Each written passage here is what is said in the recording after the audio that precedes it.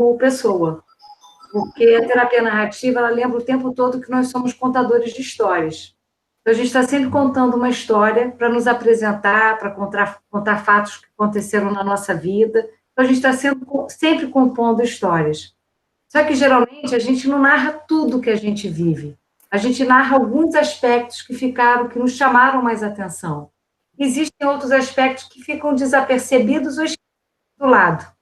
Então, a terapia narrativa, ela procura resgatar essas outras perspectivas que fazem parte da história de uma pessoa. Principalmente quando você está vivendo um problema, você fica muito refém da história do problema. E aí você acha que a sua vida está restrita àquilo. Então, quando você amplia o olhar e olha a sua história de diferentes perspectivas, você consegue lembrar de coisas que minimizam, muitas vezes, o sofrimento do que você está passando. Então, é uma forma de conversar com a vida que eu considero muito poderosa. E a literatura foi um casamento, assim, perfeito para essa minha maneira de hoje que eu vivo a vida, né, não só como profissional, mas como pessoa, e eu descobri um prazer muito grande de juntar a literatura no meu trabalho.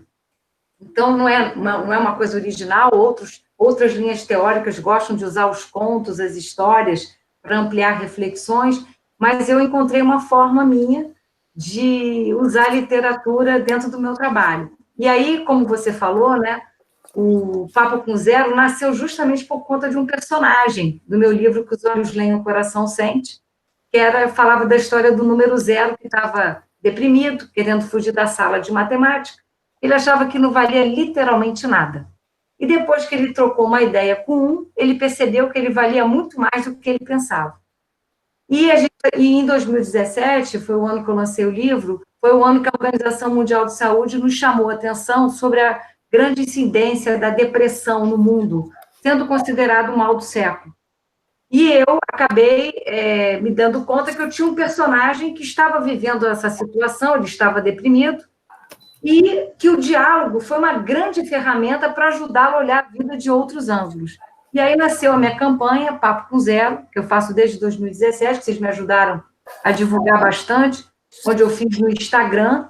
Por que no Instagram? Para lembrar, né, que conversar é bom. Então, eu quis usar a tecnologia a nosso favor. E hoje, nessa pandemia, bendita tecnologia, que a gente está podendo aqui dialogar, mesmo não presencialmente, descobrindo que a gente pode se linkar, manter os vínculos afetivos nesse novo formato, né? A gente está usando tanto. Imagina se a gente não tivesse isso, né, Ana? Ia ser muito complicado. E para mim, então, que eu era completamente jurássica no tema, eu estou, assim, descobrindo coisas incríveis com a tecnologia. E estou tendo uma relação nova com ela, né? Então, assim, eu acho que o diálogo, sem dúvida nenhuma, é uma ferramenta primordial, principalmente quando a gente está nesse momento em que nós estamos vivendo e em que uma boa conversa pode salvar uma vida. Uma boa conversa pode ajudar a pessoa a diminuir a ansiedade que ela está vivendo. A Maria Tereza, estamos fazendo parte de um time, a gente chamou de Time Humanidades, onde nós somos 75 terapeutas que nos unimos por um único propósito de nos doar nessa situação que nós estamos vivendo. Então, a gente não tem nenhuma instituição por trás, nós somos um grupo que nos unimos com o propósito de oferecer a nossa escuta, a nossa ajuda para ajudar as pessoas a minimizarem dificuldades, a ansiedade, enfim, o conforto que essa situação que todos nós estamos vivendo o problema. E tem sido, assim, uma experiência muito rica, que tem também nos ajudado profundamente no nosso isolamento, porque pela primeira vez, tanto os terapeutas como quem nos procura, os nossos clientes, estão vivendo o mesmo dilema. Todos somos visitados nesse momento, né, falando da visita inesperada, recebemos uma visita inesperada, invasiva, que prendeu a gente dentro de casa, ainda veio se aboletar sem prazo de ir embora. Então, a gente está tendo que conviver com o Covid-19 e criar uma forma de lidar com o que ele trouxe de sobrepeso.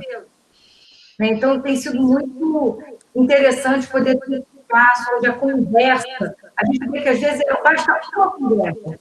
É uma conversa que a pessoa relembra os recursos que ela tem, as potências que ela tem para administrar, nesse momento, o desconforto que ela está vivendo. Então, é muito rica essa experiência. Muita gente, né, Ana Luísa, passou a conhecer os filhos assim, nesse momento. Então, isso me lembra um pouco também o trabalho da Maria Tereza Maldonado. A Maria Tereza, eu já estive algumas vezes com ela em eventos, né, presencialmente, e aí estava no boom dos WhatsApp de mães, né? Ou seja, quando as mães se reuniam para falar mal da creche, para falar mal da escolinha, para comentar entre si, já criar uma coisa antecedente à chegada da reunião da escola. E aí ela dizendo como que as pessoas estavam lidando, né, como mães com isso. Eu não fui uma mãe de WhatsApp. Quando eu fui mãe, não tinha WhatsApp, e aí depois disso não tinha mais interesse em participar de grupos de mães, né, de escolinha. Então eu, pelo menos, de certa forma, fui poupada desse drama. Mas, então eu gostaria que também um pouco que a Maria Tereza falasse sobre tanta a questão da gravidez, né, com que ela trabalha, ou seja, as grávidas que ela deve estar atendendo, e as famílias também, como que elas estão levando a necessidade de dialogar, porque não dá para passar o dia inteiro no Instagram, né? Maria? Tá aí? Fone, tá. Estou aqui, estava buscando o meu microfone aqui. Tudo bem, gente? Tudo bom. Então, Paula, foi um negócio muito incrível, né? Porque, como você falou, eu fui uma das primeiras autoras da Jaguatirica e foi meu primeiro livro digital. Psicologia da Gravidez é um livro antigo, né? Eu fiquei fazendo várias atualizações, mas em 2013, quando fiquei aí com você, foi a primeira versão digital dessa atualização da Psicologia da Gravidez. E eu não tinha nada de rede social naquela época, né? E você me falou, sinto muito, mas não dá para fazer livro digital sem estar no Facebook. Verdade. Aí, graças a você, eu caí na rede. Verdade. Estamos todos caindo. Hoje, não. Eu caí na rede. Gente, muito grande, porque eu não conseguia fazer vídeo. Mas eu sou boa de apresentação presencial. Mas eu morria de medo de câmera. Aí eu tive que trabalhar, inclusive, foi com a Glorita no período, né? Para conseguir fazer gravação, que eu não consigo, às vezes, ter isso. E eu imagino a Maria Tereza, né? Que, inclusive, não tinha site, e ela tem feito todo esse caminho de digitalização. Como tem sido isso, Maria Tereza? Olha, site até tinha, mas aquele site estático, não interativo, né? Quer dizer, quando eu caí na rede foi assim, Facebook, depois LinkedIn, Instagram, agora estou aí fazendo live adoidado. Todo dia live. Está sendo ótimo, né? Eu estou adorando a história. E, inclusive, foi uma coisa da migração, né? Porque eu escrevi mais de 40 livros impressos, né? E aí, depois, um ano e meio atrás, eu resolvi experimentar fazer curso online. Eu não estava problemas de câmera e tudo, porque eu estou muito acostumada a falar em público como palestrante e tal, e aí foi tranquilo. Mas a experiência do curso online tem sido muito incrível, porque permite uma interação com as pessoas que o livro não me permite, né, uma interação tão direta. E aí eu escolhi como tema do primeiro curso online, justamente o tema de Psicologia da Gravidez, que foi o meu primeiro livro impresso, em 1976, e a terceira atualização foi o livro digital Estreia, e o meu primeiro curso online é a Tecelagem do Vínculo da Gestação aos 2 anos, que é o meu primeiro curso online também. E eu estou pensando muito nesse tema que você perguntou, da gravidez e tudo mais, A gravidez é uma época muito poderosa, muito transformadora, mas também com muita ansiedade, com muitos temores, por conta de ser uma evolução muito imprevisível. Então, é comum que as gestantes sintam ansiedade com relação ao parto, ao nascimento, como é que vai ser ela como mãe de um filho de 2 ou de 3, então, muitas transformações. E quando essa mulher agora está gestando, ela está gestando junto com uma história mundial, que é, eu digo assim, nós como humanidade também estamos nos gestando para um parto imprevisível. A gente não sabe o que vai sair daí. Né? É verdade. Então, essa história, nós estamos vendo o parto da humanidade. O parto de cada pessoa, de cada mulher, né, é imprevisível também. Por mais que a gente se prepare e faça respiração, relaxamento, curso, não sei o que, não sei lá, na hora da transição, né, do mundo intrauterino para o mundo extrauterino, a gente, de fato, não sabe o que vai acontecer. E agora a gente está numa transição enorme. A gente também não sabe o que vai acontecer neste parto da humanidade. Como é que nós vamos emergir de tudo isso? Eu digo assim, nós estamos grávidas de nós mesmos, nós estamos parindo a nós mesmos, e vamos ver o que vai sair daí. Espero que saia uma coisa linda. Eu estou aqui num útero fechado da minha casa, daqui eu não quero sair, né? Praticamente isso, né? Assim, de continha, né? É assim que a gente tem se sentido, né? Mas eu estou vendo exatamente essa questão, né? Quer dizer, a gente só tem certeza da incerteza. A gente caiu a nossa onipotência, né? A gente não tem controle de praticamente nada. E é muito isso também que a mulher vive na gestação, no parto, não tem controle. Tá? Vai acontecer ali, o respiro vai ter vários recursos, mas, de verdade, a gente não sabe como é que vai ser aquele filhinho que a gente aninha nos braços. Quem é você? A gente não sabe também. A gente vai construir no passo a passo do dia a dia essa tecelagem do vínculo, né? Desde a gestação até para sempre. Está tecendo o vínculo para sempre.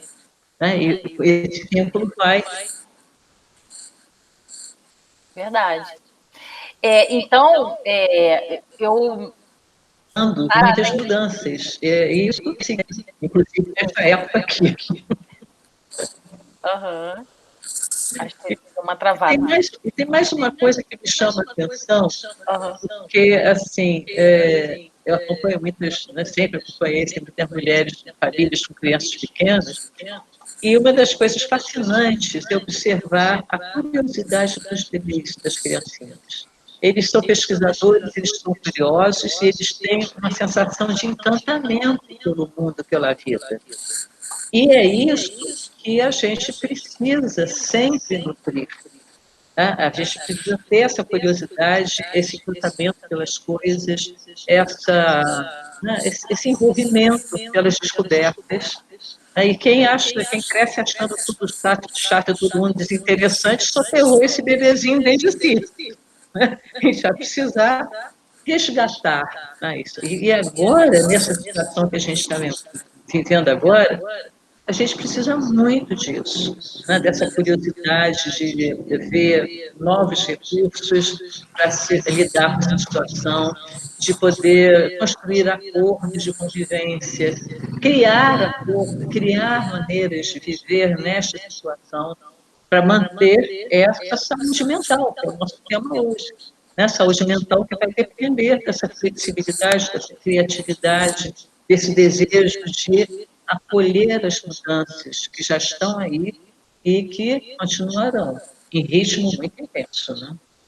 Não, agora a dúvida maior na Europa, né, que está começando a fazer o processo de reabertura, é justamente a questão das escolas, porque as escolas são um ponto-chave para o retorno do trabalho das pessoas. Todo mundo, né, em idade economicamente ativa, uma grande parte de pessoas tem filhos. E tendo filhos, se eles não podem ir para a escola, como fazer? Né? Então, o trabalho ele caminha junto com a escola. E aí, como organizar para uma criança ir para a escola se ela tem que tomar inúmeras regras de higiene que nem para um adulto é uma coisa natural, não é?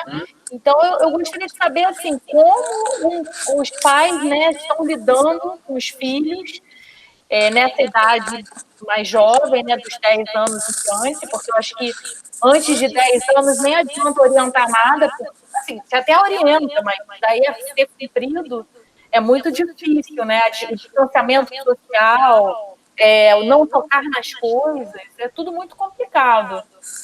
Aí eu gostaria de saber como que você está assim, imaginando esse novo contexto que a gente vai ter. A gente não sabe não sabe do que vem por aí. É toda uma adaptação que está se fazendo dia a dia. O que a gente está vendo agora com as famílias com crianças pequenas? São acordos muitas vezes inusitados. Outro dia eu estava com um casal, conversando com um casal separado e que resolveu morar na mesma casa por conta de cuidar dos filhos pequenos, porque não dava para ficar transitando a criança de lá para cá, de cá para lá. Então, é um acordo inusitado, né? Mas foi um acordo necessário que foi possível fazer nesta situação. E aí o que eu estou vendo é essa história de poder ter a escuta das crianças e dos adolescentes para fazer os acordos de convivência de todos dentro de casa. Porque, por exemplo, o pai, a mãe, todos têm que trabalhar. Muitas vezes as crianças estão com material da escola para estar ali. E todo mundo vai precisar cuidar da casa também, porque nós estamos, né, pagando as nossas diaristas para elas não estarem nas nossas casas e fazer a proteção. Então, são novos acordos que, aliás, seria muito interessante que pudessem continuar pós-pandemia, que é essa noção de que se a casa é de todos, todos colaboram, que a gente tem que investir muito em cooperação, né, em cuidar da gente, cuidar dos outros, cuidar da casa, e casa não só na nossa casa, mas cuidar do planeta. Então, é toda uma mudança de postura, de consciência, que está sendo gestada agora de uma forma muito mais acelerada do que estava vindo. Então, essa questão, quer dizer, muitas vezes, então, é caótico mesmo. Né? Outro dia, ontem, uma amiga minha que está com um filho, uma criança pequena, ele e a mulher trabalham intensamente de casa, ele estava lá numa reunião, da foto, home office, ele com o celular fazendo uma conversa com o chefe dele, e a criança de 2 anos lá assistindo televisão. Que negociações que precisam ser feitas aí, mesmo com a criança pequenininha, para entender, papai e mamãe estão trabalhando agora, ou um vai estar na linha de frente, outro vai na retaguarda, enfim, são múltiplos acordos. Então vai precisar de muita flexibilidade, de muita cooperação, de muita escuta, muito entendimento. E é claro que vão surgir divergências e conflitos, mas como uma outra disse esse dia, nessa situação a gente tem que escolher as brigas. Não dá para ficar discutindo e batendo boca por qualquer coisinha, não, porque senão a coisa vai complicar mais do que já é complicado, né? Então, Maria Tereza, olha, muito obrigada pela sua participação e assim, por essas dicas, né, esse paralelo do parto que nós estamos gestando a nós mesmos, a um novo cotidiano, né? Ele está sendo, assim, uma analogia perfeita. E, assim, uma outra coisa que eu gostaria de convidar agora o André Perta a falar, pelo seguinte, André Perta lançou O Aprendiz de Feiticeiro e depois O Retorno do Mago e O Mago Vendedor, numa trilogia de 2014, e falava exatamente sobre a mudança de vida, né, André? Exatamente. Aliás, eu me lembro que logo assim que nós lançamos esse material, eu fui numa livraria e eu encontrei na área de ocultismo e bruxaria, né? Isso para mim não é uma ofensa, não. Para mim isso é maravilhoso. Porque era aprendiz de feiticeiro. Porque aí a gente expande, porque o meu público já sabe, eu estou alcançando outros públicos, né? Então, sim, claro. Isso é muito bom. Isso é muito interessante, porque, como disse a Maria Tereza brilhantemente, né, nós estamos passando por uma situação única, e eu estava falando numa outra live, eu também tenho feito, Maria Tereza e aliás, todas as minhas colegas aqui que estão comigo aqui, você também, obrigado por ter me convidado, é uma honra estar aqui entre vocês, poder discutir esses assuntos tão importantes. E eu tenho feito muitas lives, e numa delas eu coloquei que talvez pela primeira vez na história nós estejamos numa situação onde, ao mesmo tempo, nós estejamos ouvindo questões, problemas e desafios comuns a todas as pessoas, inclusive a nós, né? Ou seja, independente das questões individuais que tem aí em cada atendimento, eu tenho feito muitos atendimentos online, eu também já fazia, agora eu passei a fazer totalmente, porque eu também estou em quarentena, porque tenho idosos em casa e pessoas também de grupo de risco, e que moramos, eu tenho minha avó que tem quase 100 anos de idade, meu pai que tem mais de 70 anos de idade. Então, eu fiz a opção de ficar esse período pelo meu bem e o bem deles também. E esse é um grande desafio. Estamos todos nós com o mesmo desafio, passando pela mesma situação que as pessoas com quem nós estamos ensinando e fazendo atendimentos também estão passando. Então, é uma situação muito especial. E, desse jeito, nada aconteceu antes na história da humanidade. E justamente esses trabalhos que nós fizemos, justamente, eu sou psicólogo também, mas eu tenho um interesse muito grande na programação neurolinguística enquanto uma linha psicológica, porque pode ser feita de várias maneiras diferentes. E hoje a PNL também é uma linha psicológica aceita, reconhecida na Europa, entre os círculos das psicoterapias. E justamente essa trilogia vem justamente falar sobre pessoas em crise e como podemos começar a agir sobre as crises. E eu me lembrei também da questão da literatura, porque a escolha que eu fiz nesses trabalhos foi também contar uma história para falar de PNL. Nesse livro, O Aprendiz de Feiticeiro, não tem a palavra PNL em nenhum lugar no livro. E, no entanto, é um livro de PNL aplicada. Na verdade, são personagens que vão interagindo e vão também aprendendo. Um é mais experiente, evidentemente, ele é o cara que tem os recursos, e ele vai ensinando para aquele que está em crise e com o chão desapareceu, processos onde ele vai superar essa crise. E assim nós vamos na trilogia. Então, o primeiro é o início, depois o personagem retorna, entram mais alguns personagens, e no terceiro livro eu fiz uma coisa mais voltada para a questão de venda, mas adotando também ainda a história da literatura, né? Embora eu não seja um escritor de literatura, mas eu me aventurei na arte de fazer uma história onde as pessoas interagem, e aí aquilo que precisa ser ensinado vem através de uma história. E eu me inspirei muito no Milton Erickson, né, que contava muitas histórias, muitas metáforas, e tantos outros, e através disso as pessoas pensam nas suas próprias histórias. E esse é um grande desafio que nós todos estamos vivendo agora, e eu acho que é muito importante que a gente decida, né, o que a gente quer tirar disso. Existe uma coisa importante, no meu entender, que é o acolhimento do que está acontecendo. A gente precisa acolher o que está acontecendo, o que a gente está sentindo. Como a Maria Tereza disse há pouco, não dá para ter todas as brigas, porque, por mais que a gente tente ficar bem, é uma situação muito diferente, é muito estranhamento. É muita coisa estranha ao mesmo tempo, incidindo sobre a pessoa, ao mesmo tempo, e sobre todas as outras pessoas com quem nós nos relacionamos. Independente se a pessoa está tendo uma atitude mais assim ou mais assada, para todo mundo com a vida virada de cabeça para baixo. E aí entra a questão da programação neurolinguística, que eu acho muito interessante, que tem uma abordagem talvez um pouco mais pragmática, né, de se perguntar, então, o que você vai fazer disso que está acontecendo com você? Né? É a entrega da responsabilidade. Vamos acolher, vamos sentir, vamos entender, vamos ouvir, mas vamos também começar a decidir o que nós podemos fazer com isso. Nós podemos ir lá para o fundo do poço e ficar lá até o final da quarentena, mal, com o sistema imunológico deprimido, inclusive facilitando contaminações e tal, ou podemos começar a nos perguntar, isso é uma oportunidade para quê? Né? O que nós podemos tirar disso aí? Mesmo as coisas que são difíceis, as negociações que são difíceis. Eu tenho atendido como terapeuta pessoas que estão separadas de pessoas da família, de seus amores, né, e tal, que muitas vezes não moram juntos ainda e também têm suas famílias.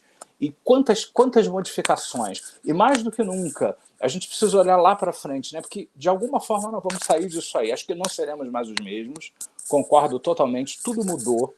Né? Inclusive, um dos estudos que eu tenho interesse muito grande é a espiral dinâmica, que foi desenvolvido por Claire Graves, fala que condições de vida geram uma resposta neuropsicológica nas pessoas, e tem toda uma sustentação científica esse estudo da espiral dinâmica, tem lá nas referências dos livros que eles escreveram, e eu acho muito interessante se uma pessoa que passa por uma condição de vida que envolve economia, clima, onde você está morando, condições de fora, de dentro, isso já gera uma mudança, uma estrutura neuropsicológica. Imagina um planeta inteiro, ao mesmo tempo, passando por um desafio dessa magnitude, né? Então agora, é um grande desafio. André, aí uma das coisas que eu achei muito interessante, até a gente montou esse grupo para falar também sobre isso, é o seguinte, porque um dos eixos do seu trabalho é sobre o auto-coaching e emagrecimento, né? Que, vamos dizer assim, teve um interesse muito grande, eu vi que você teve um trabalho muito intenso nesse viés, né, da psicologia aplicada à forma como a gente se alimenta, né, e como lida com o alimento. E o engraçado, assim, que eu tenho visto relatos bastante diferenciados sobre forma de alimentação no período da pandemia.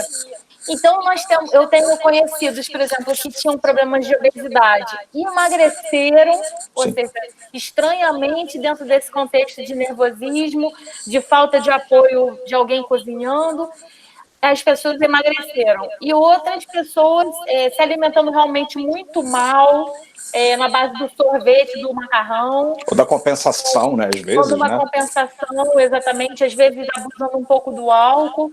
E eu gostaria de saber se isso chegou ao seu, vamos dizer assim, no caso, nos trabalhos que você tem realizado, se isso chegou a assim, algum tipo de relato nesse sentido. Sim, com certeza, dos dois tipos que você falou, desde pessoas que estão se surpreendendo não só com alimentação, mas exercícios físicos e coisas que não faziam antes, até com resultados mais interessantes do que isso, como você disse, e algumas pessoas que justamente estão usando inconscientemente essa situação porque outras coisas vêm à tona nesse momento. Tem uma coisa na PNL que eu acho muito interessante, que é o conceito da intenção positiva, que por trás de todo comportamento tem uma intenção positiva. Isso é muito mal interpretado porque poucas vezes é explicado. Então, na verdade, o que é a intenção positiva? É alguma coisa que você aprendeu a dar expressão a um valor de grande importância. Então, por exemplo, a pessoa ela precisa sentir segurança. Para ela, segurança é uma coisa muito importante, a estabilidade. E aí ela aprendeu a buscar isso através da alimentação inadequada, ou então muitas vezes de beber ou fumar mais do que precisaria, ou de comer alguma coisa assim. Então nós precisamos ajudar com que essa pessoa reconduza isso que é importante por trás, que ela quer, que tem valor, mas de uma forma mais saudável para ela. Isso tem acontecido bastante. Né? É uma coisa muito importante que a gente busque formas. Eu realmente tenho gostado muito de fazer esse tipo de trabalho. Esse trabalho, na verdade, ele pega mais um viés do coaching, que não é psicologia, onde o coaching ele tem o objetivo, aliás, existe uma briga que eu não consigo compreender por que ela existe, porque são coisas totalmente diferentes. Né? Eu sei porque eu sou psicólogo, com muito orgulho, sou psicólogo e ao mesmo tempo eu também fiz formação em coaching, que é uma outra história, que tem a ver com construção de resultados, não necessariamente passando por um processo de terapia. Né? Então, na verdade, esse é um viés que eu fiz esse trabalho mais voltado para a área do coaching, mas também entram muitos fatores emocionais no processo. Só que o objetivo é diferente, porque numa terapia você faz um trabalho de reestruturação da personalidade, você vai buscar ou faz um trabalho focal, trabalha com as emoções, enquanto no coaching o objetivo é você construir um resultado consistente, ajudar que a própria pessoa construa um resultado sem necessariamente ter que passar por um processo de resgate, de terapia. É uma outra escolha. Eu vejo que não é nem pior nem melhor, é um outro caminho. Entendi, outra abordagem, né? E eu acho que é uma escolha de cada pessoa e depende, às vezes, do momento da pessoa também. Eu já tive clientes de terapia que voltaram num outro momento para fazer um trabalho de coaching, para atingir um objetivo específico ou vice-versa. O meu mapa cabe isso. Né? Então, eu também não vejo porque eu acho que quem tem uma questão com isso, muitas vezes, não tem uma compreensão de que são universos distintos. A minha certificadora internacional em coaching, inclusive quando eu dou cursos na Europa, eu posso dar crédito para faculdades como psicologia e outras, porque é considerada científica, é ligado a instituições científicas, produz material científico de pesquisa publicado em jornais científicos de psicologia na Europa. Então, existe espaço para todo mundo trabalhar. E esse foi um trabalho fantástico, porque as pessoas podem repensar o que fazer. Inclusive agora, se você acha que você está abusando da alimentação, ou alguma coisa assim, é um momento de talvez você se autotrabalhar, né, e buscar aí um processo interno para fazer isso de outra maneira. Nós temos agora, inclusive, uma versão desse trabalho também na forma de audiobook, né, que é uma coisa bem interessante e muito fácil de ser consumido. É verdade. Falando em audiobook e em coaching, a Glorita Cajati, ela é psicóloga e ela tem uma formação em coaching, é uma seguidora, vamos dizer assim, da teoria do coaching muito grande, tanto que ela fez uma pós-graduação de coaching na mediação de conflitos, né? Então, ou seja, ela tem uma formação em direito e em psicologia, e ela encontrou no coaching assim, uma solução muito boa, muito até rápida, né, assim, para as pessoas, porque hoje em dia essas terapias mais longas, às vezes as pessoas não querem esperar o tempo da terapia, né? E a Glorita, ela resolve apresentar esse trabalho, né, de coaching na mediação de família, falando exatamente sobre o contexto de famílias que têm problemas de diálogo, que têm problemas de relacionamento. E aí, hoje em dia, sim, a gente cada um está na sua bolha, né? Mas vai chegar um momento que essas bolhas vão começar a se comunicar, né, novamente. E aí eu acredito que, assim, novos problemas vão acontecer nesse contexto do coronavírus, né? Então, ou seja, porque, por exemplo, a mãe quer determinar uma forma que o filho tem que se conduzir na escola e o pai acha que não. Então, um quer que use máscara, o outro não quer que use máscara. Um acha que pode ir ao supermercado, o outro acha que não pode ir ao supermercado.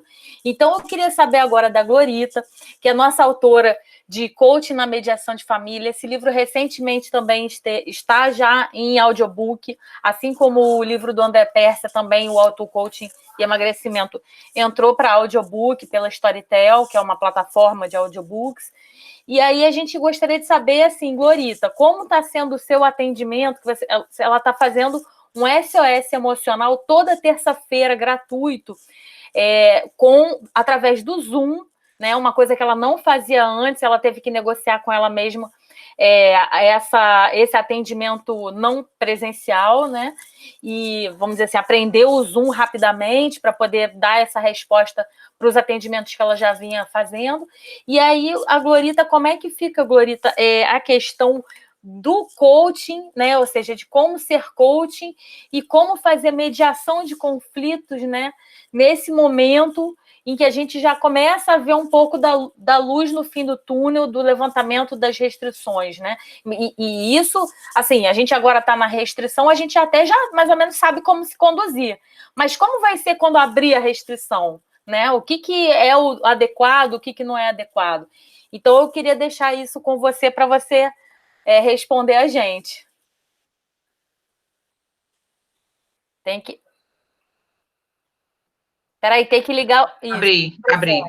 Tá. Boa noite a todos, muito obrigada pelo convite, é uma honra estar aqui entre vocês, colegas de profissão e autores da Jaguatirica. Eu escrevi esse livro quando eu passei por um processo de formação de uma pós-graduação que, na verdade, era em mediação de família. E aí, diante da minha preparação, da minha monografia, eu percebi o seguinte, que existia uma necessidade muito grande em mim de integrar todos os meus conhecimentos, porque a minha origem foi no direito e a mediação era uma ferramenta que, naquela ocasião, estava sendo trazida para o Brasil, em 2017, como um dos procedimentos fundamentais para lidar com qualquer conflito em vara de família. Então, foi feita uma lei que ia entrar em vigor, e esse curso abriu inscrições justamente para preparar as pessoas para essa nova atividade que estava se inaugurando no Brasil de uma forma certificada, credenciada pelo judiciário, porque antes as mediações eram feitas, mas não com esse aval da lei. E eu me interessei por esse assunto porque eu sempre fui uma pessoa que tinha uma natureza pacifista. Eu sempre gostei de ajudar naturalmente, intuitivamente, as pessoas que tinham conflitos a conseguirem fazer as pazes e ter um bom relacionamento. E aí eu vi nesse curso uma oportunidade de agregar os 3 conhecimentos que eu tinha, que era do direito, da psicologia e do coach, porque naquela ocasião eu já tinha feito mais de 4 formações em coaching, diferentes abordagens, e eu já tinha começado a atuar com o coach desde 2005 e queria trazer as ferramentas do coaching de conflito para esse âmbito da mediação, para que outros profissionais que lidassem com família pudessem aprender essas ferramentas, porque eu digo que o coaching é uma ferramenta híbrida, né, que ela se aplica em qualquer contexto profissional. Um professor de inglês pode utilizar o coaching para ajudar o aluno dele a ter alta performance no estudo. Né? Então, quando a gente usa a ferramenta do coach, a gente nada mais faz do que ajuda a pessoa a ter uma clareza de qual é o objetivo dela, para que a partir daí ela escolha qual a estratégia que ela vai usar para alcançar aquela meta. E as brigas em família também precisam dessa clareza. Por quê? Porque muitos conflitos que existem dentro de casa, eles estão envolvidos com a questão afetiva. E a questão afetiva deixa a gente muito a flor da pele. E a gente acaba perdendo o foco do que realmente é o nosso interesse e a nossa necessidade. E aí, o que acontece? A gente briga tirando o foco do que precisa ser feito. E aí eu vou trazer aqui um exemplo que a nossa professora sempre trazia para tentar esclarecer a importância do espírito do mediador, não só da função, do papel a nível jurídico, mas do espírito da pessoa que tem as ferramentas de mediação, porque a mediação é uma técnica milenar. Né? E na própria Bíblia a gente encontra em várias passagens o Jesus como o mediador que faz essa interface entre o ser humano e Deus, ajudando essa reconciliação. E é muito interessante também que eu descobri que naquele ano estava sendo comemorado pela Igreja Católica o Ano da Misericórdia. E o Papa Francisco tinha feito uma recomendação de que a mediação era um gesto concreto de misericórdia. Por quê? Porque ela promovia o perdão e a reconciliação. Então, eu sou uma entusiasta da mediação por causa desse processo de perdão e reconciliação. Porque eu acredito, como psicóloga, que as pessoas que não conseguem perdoar umas às outras no âmbito da família, elas podem vir a desenvolver doenças como câncer, doenças psicossomáticas, que vão trazer uma baixa na qualidade de vida delas. E a gente, quando aprende as técnicas da mediação, seja uma mãe de família, ou um professor, ou um advogado, ou um psicólogo, ou qualquer profissional, a gente ajuda a melhorar o quê? A comunicação. Só para vocês terem uma ideia, já que a gente falou aqui de grávidas, né, de família, quase que 90% dos casamentos que vão a divórcio no judiciário, eles têm uma ligação direta a problemas comunicacionais, onde o casal deixa de ter uma comunicação fluida e começa a ter obstáculos para se comunicar e aquilo acarreta no divórcio. Então, o mediador, ele funciona não como um terapeuta e não como um coach. Ele funciona como aquele sujeito que vai ajudar as pessoas a se comunicarem sem a flor da pele dos problemas emocionais gerados pelos vínculos afetivos, né, que muitas vezes atrapalham você a ter uma clareza do que você precisa resolver com aquela pessoa que você está em conflito. E tem uma característica também muito importante de destacar, é que você não é ex-filho, você não é ex-pai, você sempre vai ter um vínculo. A família é um núcleo que nos une além da convivência. Então, para preservar os vínculos de família, se recomenda a mediação para evitar que hajam problemas judiciais entre pessoas da família. Por quê? Já se comprovou que famílias que têm problemas judiciais, elas têm um desgaste emocional muito grande, porque aquilo causa um mal-estar grande entre os membros da família e aquelas questões acabam impedindo a manifestação do amor, porque muitas vezes elas têm o conflito e têm o amor, mas elas não conseguem resolver o conflito e aí não conseguem mais manifestar o amor entre elas, e isso é uma perda muito grande da qualidade de vida. Então, esse livro foi uma forma que eu encontrei de ajudar a sociedade, porque eu queria dar minha contribuição como cidadã para que profissionais de qualquer categoria pudessem aprender ferramentas do coaching de conflito, bem como pessoas como mães, pais, filhos, pudessem aprender as ferramentas para resolver conflitos internos e conflitos externos. Mas eu hoje não atuo no campo da mediação propriamente dita, eu não faço atendimentos como mediadora, mas eu sou uma entusiasta da mediação, né? E, inclusive, eu já conduzi um caso que foi um case de sucesso meu, que a minha própria cliente já testemunhou isso até num programa de televisão, na Ana Maria Braga, e eu posso falar porque ela mesma divulgou que ela passou por um divórcio num casamento de 40 anos, onde eles tinham um patrimônio muito volumoso, e eles eram sócios, e essa sociedade envolvia os filhos, que eram 2 filhos adultos que dependiam daquele patrimônio. E eles estavam brigando por causa da partilha, e aí, no trabalho psicoterápico com ela, eu ajudei ela a identificar que o conflito que ela tinha era em relação a ter sido largada pelo marido, e que aquilo tinha gerado um ressentimento muito grande, porque a proposta que ele estava fazendo a ela era benéfica, e que se ela continuasse na briga, ela podia sair prejudicada.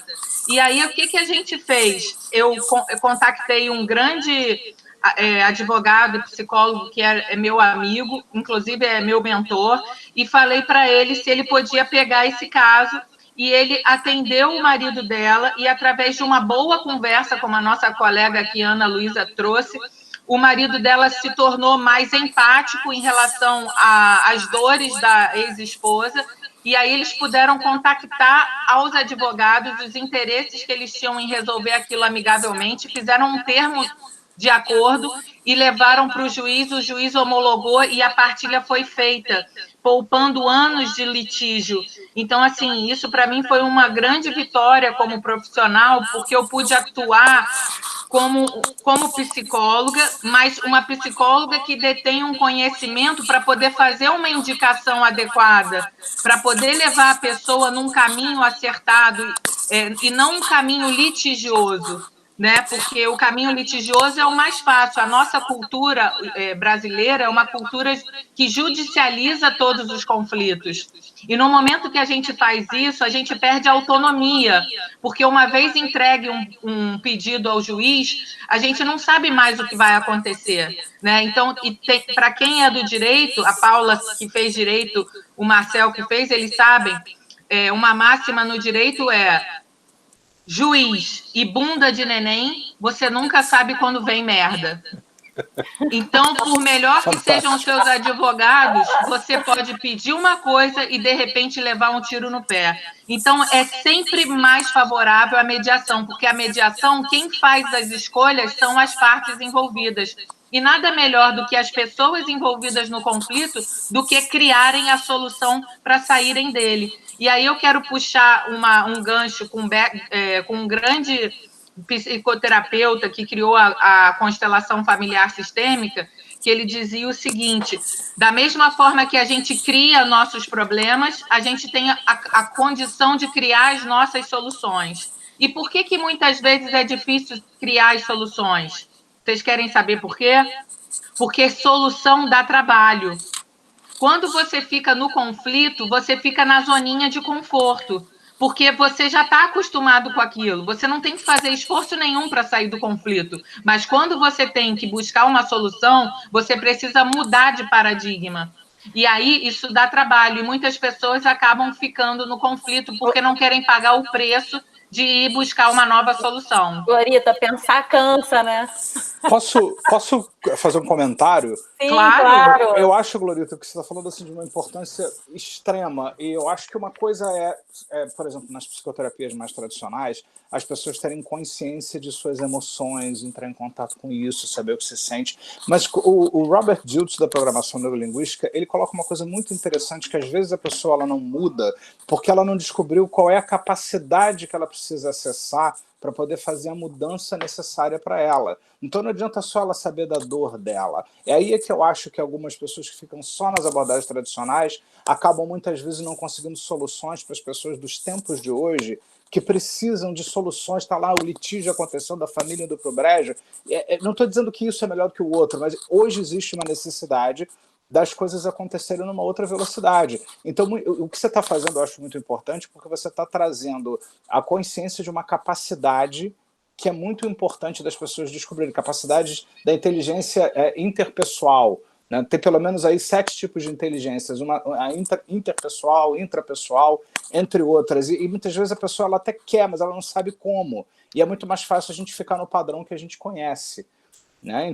Então acho palmas aí para o que você está fazendo, aliás, todos vocês, mas isso eu acho fantástico, porque às vezes a pessoa ela não tem acesso à capacidade que ela precisa ter para poder dar aquele passo, aquela mudança importante. Eu vou agora falar do inbox do Instagram. Só um minuto, Ana. Mandaram aqui o inbox do Instagram. Um abraço para Ana Luísa e Maria Tereza, da amiga Malu Ruiz. A Malu irá acompanhar a live em breve, quando disponibilizarmos a gravação. Então, um recado da Malu Ruiz para vocês. E uma pergunta da Glorita, que depois a gente pode voltar nela, depois da Ana Luísa falar. Eu acho que deve ter sido encaminhada para a Maria Tereza, como você fez para transformar seu livro impresso num curso online? Achei essa ideia fantástica. Comente um pouco sobre como fez o seu curso e como é. Aí, depois que a Ana Luísa falar, a gente volta nesse tema. Fala, Ana Luísa. Eu acho que, ouvindo todos os colegas falando, me veio uma cena do filme Janela da Alma, já que a gente está aqui no universo da literatura, em que o José Saramago, quando ainda não era José Saramago, contou uma cena muito interessante. É um filme do João Jardim, é um documentário sobre o olhar. E ele disse que, quando ele ainda não era famoso, ele ia no Teatro de São Carlos, em Lisboa, assistir a obra no lugar que ele chamava de lugar lindo, era o lugar mais desconfortável do teatro. E daquele lugar, ele olhava o camarote principal e ele tinha uma perspectiva totalmente diferente. Por ali, ele olhava ele por dentro, via aquelas madeiras envelhecidas, a teia de aranha. E lá de baixo, quando ele olhava, viu o camarote com ouro, com uma coroa dourada, lisinho por fora. E daquele dia em diante, ele entendeu uma coisa fundamental na vida dele. Se você quer entender alguma coisa, você não deve olhar de um ângulo só, deve se dar a volta. Então, eu acho que o que é interessante nessa conversa daqui de hoje é que cada um está mostrando a riqueza de se dar a volta nas perspectivas e que você pode descobrir uma forma de dialogar, de mediar, de compreender e lidar com as suas dificuldades, reconhecendo recursos, potências que estão ali, mas às vezes não estão sendo vistas pela maneira que você está olhando a situação, né? Enxergando a situação. Eu achei interessante fazer essa cena que sempre me acompanha e é muito inspiradora do grande Saramago. Muito bom. Paula, eu posso falar uma coisa rapidinho para a Ana? Diga, fala. Ana, eu queria dar um feedback para você, porque como a Maria Tereza falou, nem sempre o escritor ele lida com quem lê os livros dele, né? E o seu livro ele é muito usado no meu consultório da visita inesperada. Que legal! E eu queria compartilhar para você um case de sucesso que me marcou como profissional também. Eu recebi uma paciente de 86 anos e que, ao longo da terapia, ela teve um problema físico e precisou começar a usar bengala.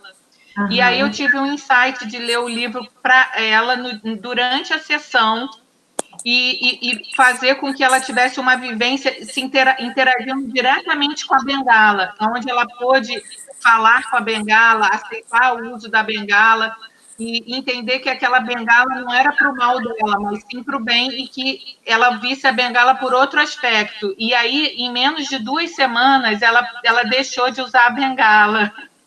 Ah, que coisa linda, gratidão. Que bonito. Foi muito legal.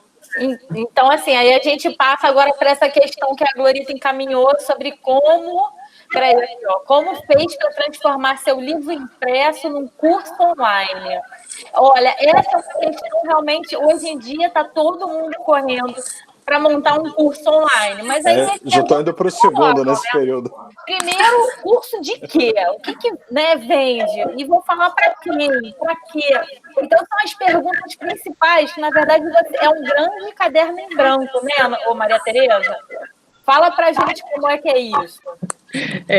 Eu não transformei o meu livro em curso online. Na verdade, não.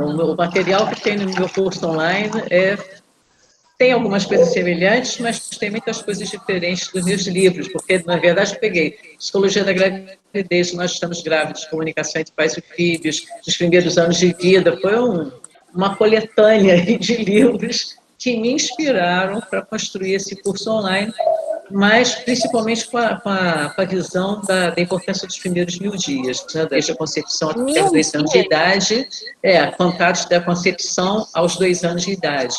Okay. E são mudanças impressionantes, rápidas, né?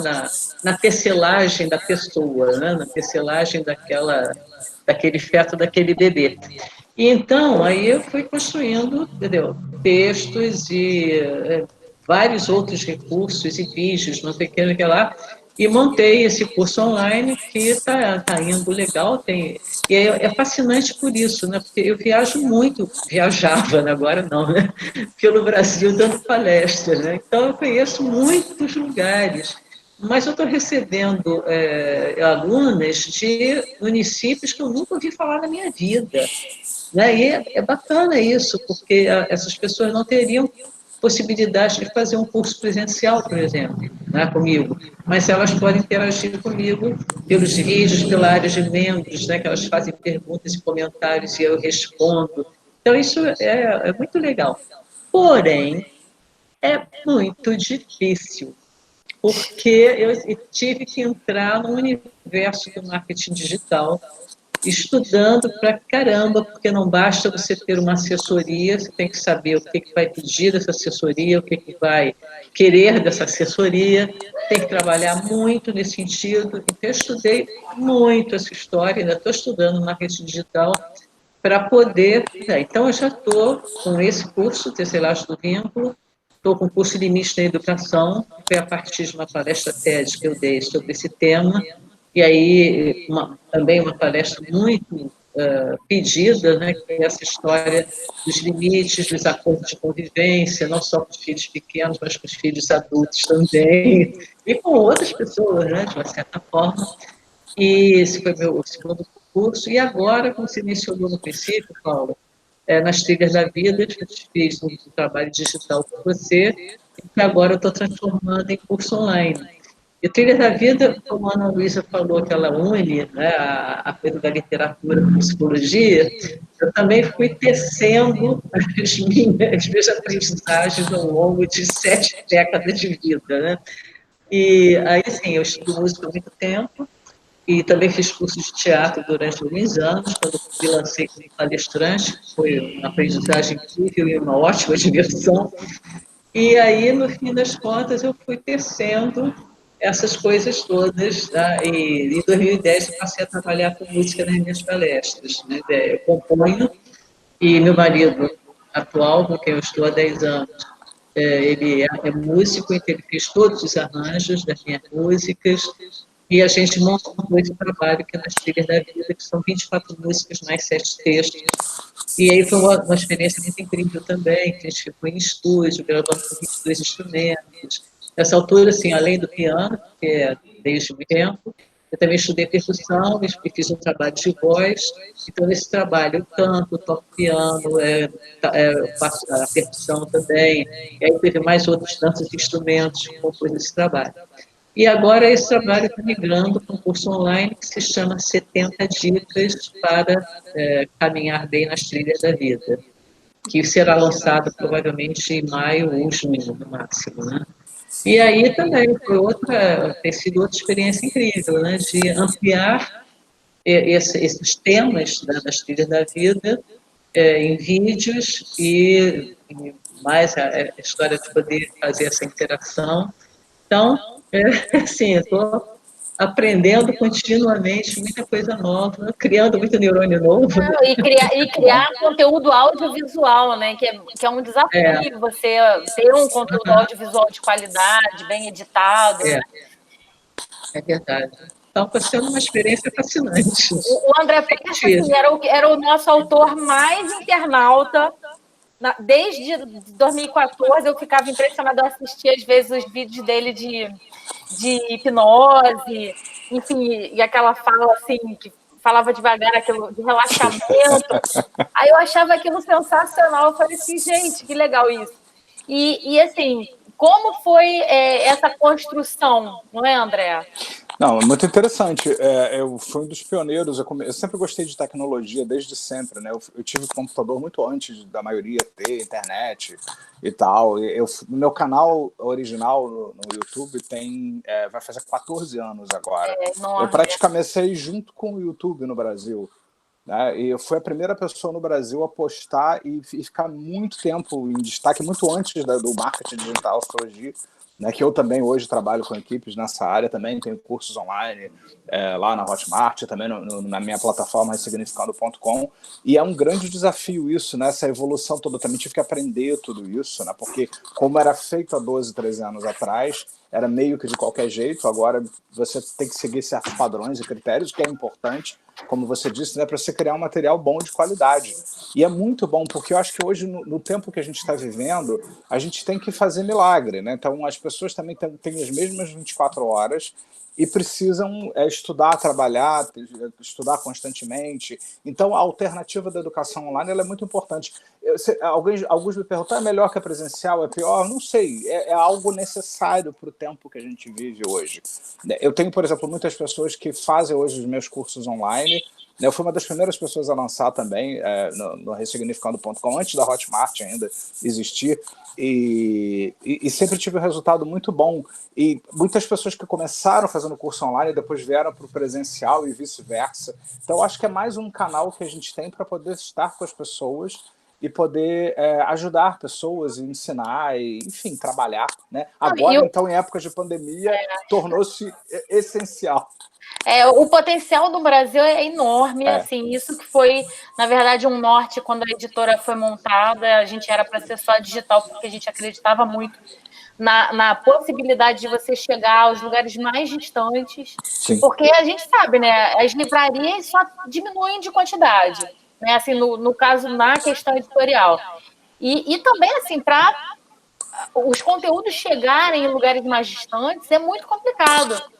Então, a internet ela é a ferramenta própria para isso. Ou seja, quando você, num município do interior... teve uma vez que eu fui mandar um livro para um autor, e ele era da Bahia. Aí eu falei, tranquilo, eu vou mandar pela transportadora e vai super dar tempo de chegar. Estou mandando com um mês de antecedência para o lançamento dele, né? Aí, simplesmente eu mandei, era caríssimo o frete, né? Aí eu perguntei, Vita, mas por que esse frete é caro assim? Não, é porque só vai o carro da transportadora uma vez a cada 15 dias para esta cidade. Era uma cidade menor, lá no interior, vamos dizer, no sertão baiano. E aí, assim, simplesmente, quase eu perco a data de entrega do livro, porque só 15 dias para sair de BH... e ir para essa cidade eram, acho que, mais de 1.000 quilômetros para chegar lá. Então, assim, você num contexto de um Brasil gigante desse, a internet é a solução, né, para atingir todos os públicos. É claro que a gente precisa de uma internet de razoável qualidade, sim, mas assim, até para ver vídeo, para conseguir ter acesso de vídeo, mas assim, eu acho que ela é a solução do que a gente ficar esperando o físico chegar numa cidade assim, que é 1.000 quilômetros de BH, para o interior do sertão baiano. Então, o que chega lá, né? Não tem livraria, não tem nada. E eu acho que essa experiência da diversidade é fantástica, né? Por exemplo, eu tenho que fazer, por exemplo, um curso online ao mesmo tempo num horário, porque eu tenho muitos alunos de Portugal, porque volta e meia eu dou cursos em Portugal, então a gente pega um horário no meio do caminho entre o Brasil e Portugal para poder abarcar todo mundo. Eu acho incrível, nós temos pessoas de Portugal, de outros países, e brasileiros, e de vários lugares do Brasil. Eu acho isso muito enriquecedor, né, essa experiência. Não, então, a gente agora, inclusive, para falar com vocês e para todos os presentes aqui nessa apresentação, que esse é o primeiro dos nossos 4 encontros, essa é uma tentativa de juntar o público e os autores poderem, inclusive, se conhecer também, né, e ter essa interação mais afinada. E, além disso, a gente vai fazer outros 3 encontros, sendo que um sobre mulheres protagonistas, né? 2 mulheres são autoras e os outros 2 livros são de autores homens que falam, colocam suas protagonistas mulheres, né, dentro dos seus romances. E o terceiro encontro é o de histórias reais. Então, nós temos autores que vão ter um conteúdo que parte da história real, né? Então, eles fazem pesquisa histórica, e aí, no caso do Juca, ele faz uma criação ficcional em cima da história, e no caso do Edgar, ele é historiador, e aí ele faz uma filosofia em cima do conteúdo histórico. Assim, ele cria filosoficamente em cima do conteúdo histórico que ele estudou. E então, e o último é o Lusofonia em Mão Dupla. Nós vamos trazer também, são 3 autores portugueses que estão publicados com a gente aqui no Brasil e em Portugal. Eles vão falar e teremos alguns autores convidados, que eu acho que vou chamar o Paulo Scott, o Marcelo Moraes Caetano e outras pessoas. E assim, se esse primeiro momento da Jaguatirica cair na rede, se cair na rede for legal, a gente vai fazer novos encontros e com outras composições de autores também, para poder assim, dar uma oxigenada e fazer com que todos se conheçam, e que a gente tenha assim, uma boa divulgação dos conteúdos, né, online, e poder atingir as pessoas que precisam desses conteúdos, né? Então, assim, eu agradeço vocês, a presença aqui, a participação. Vocês, na primeira oportunidade que eu lancei a ideia, vocês já entraram em contato e me deram um feedback super positivo. Esse perfil da editora no canal do YouTube vai ser criado agora. A gente não tinha criado antes um canal de YouTube, porque não tinha material audiovisual suficiente e não ia colocar qualquer coisa.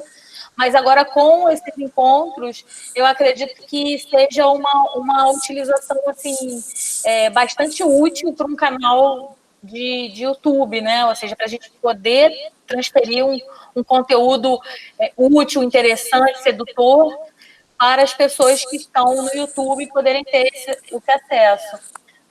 Tá? E aí, para fechar, assim, a gente vai falar o seguinte: queria saber de vocês quais outras coisas vocês gostariam de aprender antes que a pandemia termine? Gostaria de aprender antes que a pandemia termine, porque assim, quando voltar à vida real, vai ter tanta coisa para fazer, mas vai ter tanta... Olha, eu já estou pensando em obras, já estou pensando em 500 milhões de coisas para fazer em um semestre, não vai dar tempo, né? Então, assim, eu gostaria de saber de vocês como a gente poderia... O que vocês gostariam de estudar até o fim da pandemia? Eu já estou com a minha resposta na ponta da língua. O que Inclusive, botei na minha cartinha de início do ano que eu quero aprender a fazer um infoproduto e quero aproveitar os amigos autores aqui, André Pérsia e a Maria Tereza, para me ensinar o caminho das pedras, que eu estou começando agora.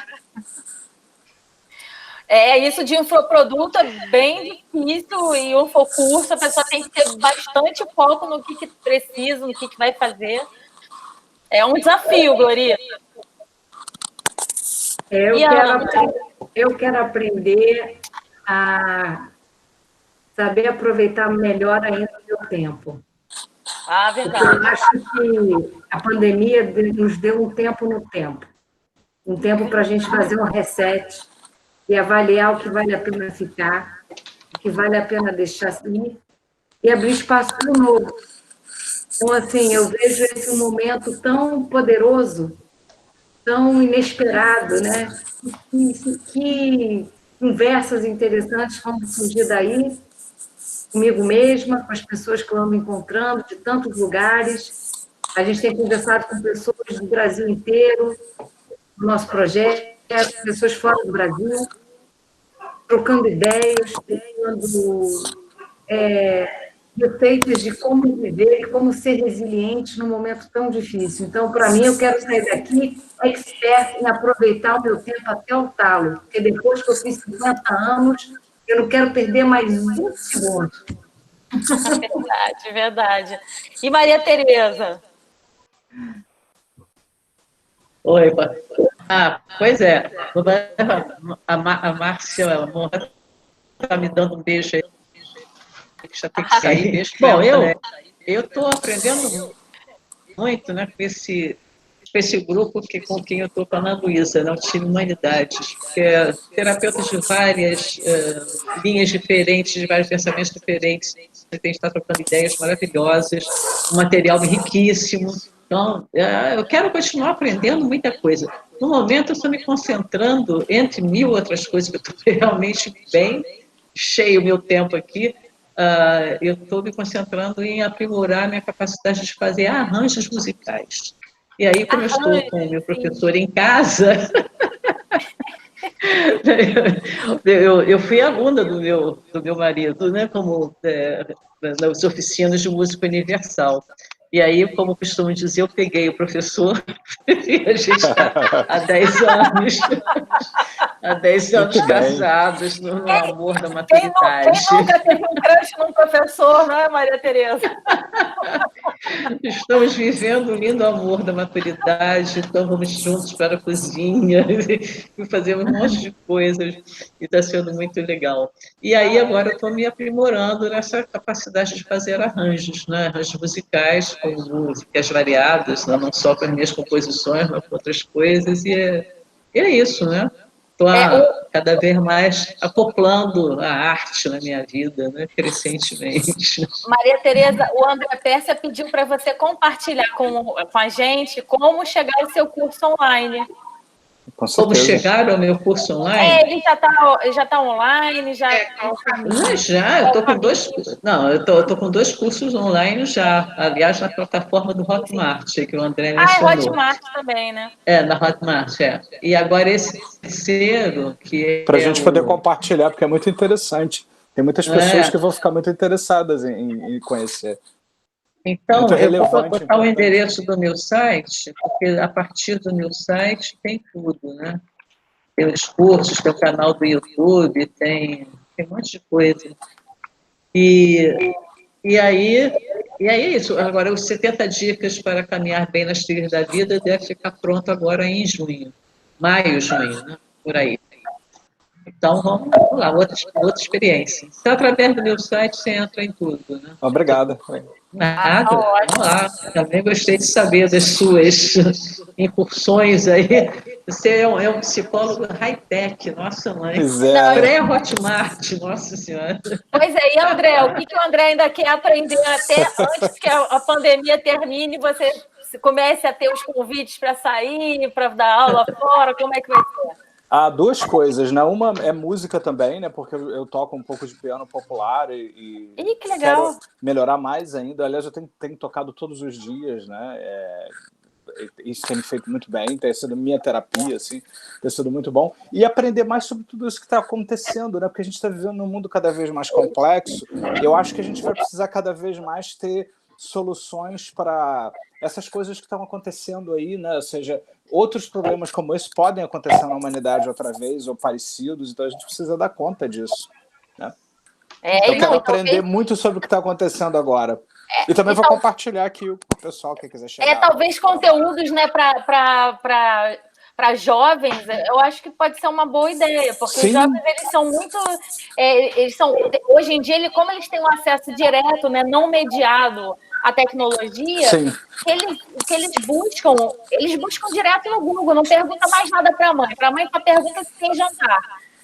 Almoço se tem jantar, né? Agora, fora isso, é tudo no Google diretamente. Então, assim, eu acho que conteúdos também para jovens é uma coisa muito legal, assim, para ser desenvolvida, porque, assim, é uma fala diferente, é uma abordagem diferente, mas que eu acho que pode ser muito interessante. Então, e você? Olha, diga. O que você quer aprender? Fala. Olha, eu queria que antes de voltar... não quer mais? Não, queria, mas que esses dias rendam, cada dia de 24 horas, renda 72 horas. Porque o tanto que tem para ser feito entre lives e tudo, eu entrei para 500 outros grupos de WhatsApp que eu não estava antes. Os grupos são enormes. Eu criei um Telegram para os autores todos poderem a gente ter uma comunicação direta. Eu estou privilegiando falar em telefone com as pessoas, ou seja, mesmo que seja o WhatsApp, áudio e vídeo, para poder ter assim, uma conversa, né? Antes a gente só digitava. Eu era muito econômica na comunicação. Então, eu estou fazendo uma comunicação mais assim... inclusiva, né, mais dedicada. Digital. Não, e mais dedicada, né, assim, com tempo. Então, eu vou falar com o autor, eu vou falar 1 hora com o autor, entende? Então, vários autores meus de muita idade, que estão isolados sozinhos em casa, a gente teve várias conversas, eu estava ligando para eles assim, semanalmente, para saber se eles estavam bem, como é que estava. E aí, assim, eu estou tentando dar um atendimento melhor para os autores e também criar toda essa parte que não tinha sido vista antes, né, do canal de YouTube, novas formas de comunicação, site para os autores. Agora, a equipe é pequena, né? Mas eu, assim, sou completamente dedicada ao projeto. Aliás, obrigado por apostar em nós. Não, olha, eu acho que o primeiro encontro tinha que ser sobre isso, sobre psicologia, sobre saúde mental, porque é o que a gente tem visto que, assim, me deixa realmente muito preocupada a questão da violência doméstica, a questão não só contra mulheres, mas contra filhos também, contra crianças também, porque às vezes a gente fala muito, porque a mulher... Não, às vezes o filho apanha, porque a mulher já tem voz para reclamar, mas o filho, às vezes, não tem.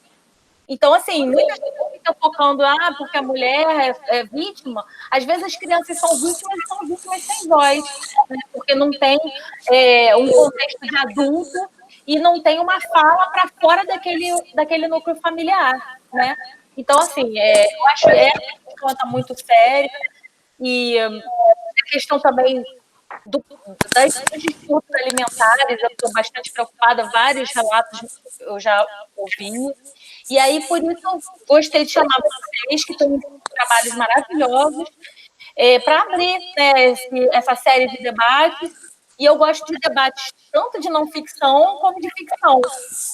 Então eu vou fazer, mesclar os autores de ficção e de não ficção, porque eu sou uma leitora de tudo, né? Na verdade, um editor é um leitor um pouquinho mais qualificado. Então, é um leitor apaixonado por algumas coisas. Então, a gente vai tentar juntar os autores de acordo com suas afinidades temáticas e afinidades até de temperamento, e aí a gente vai colocando aos poucos nesses pontos. Paulo. Paulo, eu gostaria também assim, de agradecer mesmo, né, de poder estar aqui e bater esse papo gostoso que a gente bateu agora, assim, né? Foi muito legal, né, de conhecer os colegas, detalhes que eu não conhecia. Bom, igualmente. Nós fizemos o Café das Mulheres, assim, teve uma quantidade enorme de pessoas. Há umas semanas atrás fizemos o Café das Mulheres, aí reunimos algumas mulheres da área editorial para falar. E aí foi sensacional, o feedback foi maravilhoso. E assim, você sabe que nessa semana eu tive muito menos ansiedade com a da pandemia do que nas outras semanas que eu não tinha tido nada, né? Porque você acaba consultando o jornal, você acaba vendo as notícias mais assustadoras, e aí você entra num ritmo de ansiedade, realmente. Eu, às vezes, sentia falta de ar, mas eu já estava sabendo que a minha falta de ar era psicológica. Então, nessa semana do Café das Mulheres foi sensacional, porque eu me dediquei tanto ao projeto que eu não pensei em pandemia, praticamente. Eu acordava já com a cabeça pensando do que eu precisava realizar para o evento acontecer e dar tudo certo.